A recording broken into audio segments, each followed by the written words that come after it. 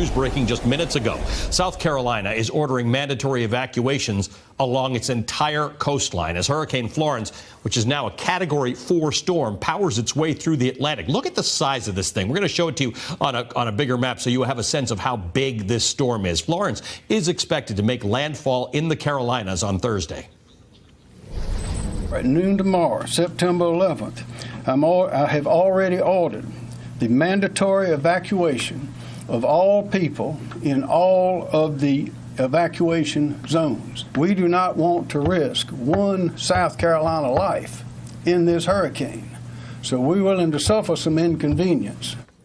The storm has caused a Trump campaign to cancel a rally in Mississippi scheduled for later this week. NBC meteorologist Michelle Grossman joins us now with the latest on this major storm. You know it's serious because Michelle's in here with me. This is big, it's slow moving, and it's powerful. That's right. There's no place I'd rather be. Let's start with that. Yeah. And you're right. This is a serious situation, and we're going to continue to watch this over the next several days. Time is of essence here. We have a few days before it really does make landfall, so make your plans now. We're looking at a destructive storm by Thursday into Friday. You can see by this graphic here how conducive we are for these strong storms, right? We have 3 storms in the Atlantic, 2 in the Pacific, and even the remnants of Gordon affecting parts of the Northeast back to Texas. So let's hone in on Florence here. You can see a huge storm, right? We saw that on satellite just a few minutes ago, and we're seeing the bubbling thunderstorms. We're seeing that eye form, just a perfect storm, really. And we're going to continue to see this as we move across the Atlantic here. So winds at 130 miles per hour. We're going to see strengthening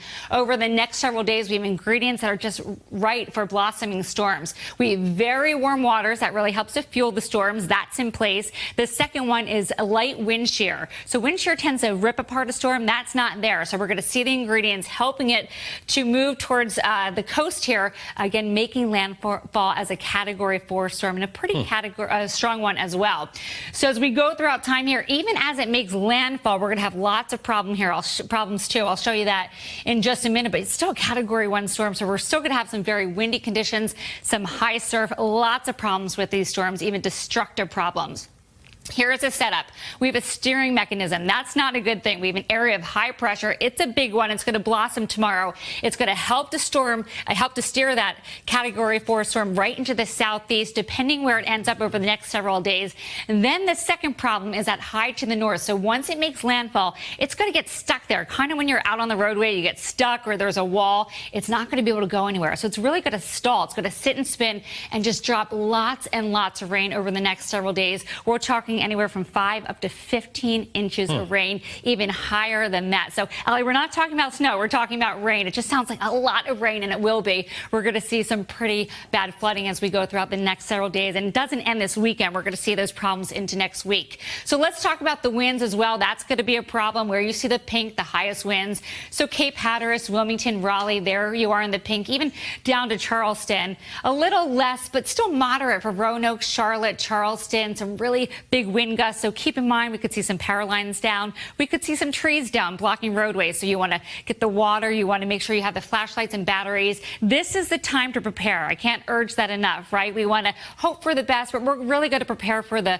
worst because we're seeing this trend to stay intact day after day after day, and there's not a whole lot in its way to stop it. So let's talk about the rainfall as we go throughout time here. Again, 5 to 15 inches of rain, up to 20 in some spots, and we're talking training over some areas. So it's not going to move like some other storms. Think Harvey, where we just saw that rains day after day. The bullseye will be where you see the hot pink. 7 inches, isolated higher amounts as we go throughout time. And then again, we are just really active over the entire tropics, and the ingredients are there for these really big storms. All right, I'm heading out there. I'm going to be Are you? in the Carolinas for this. Worth noting, though, that Charlotte is within an area that American Airlines is going to start canceling flights now. That's what I think. You know what? My twin sister has a storm, has a flight on Thursday, and they're going to start canceling probably late tomorrow. Yeah, so everybody should be ready for that if you've got plans to go to the southeast.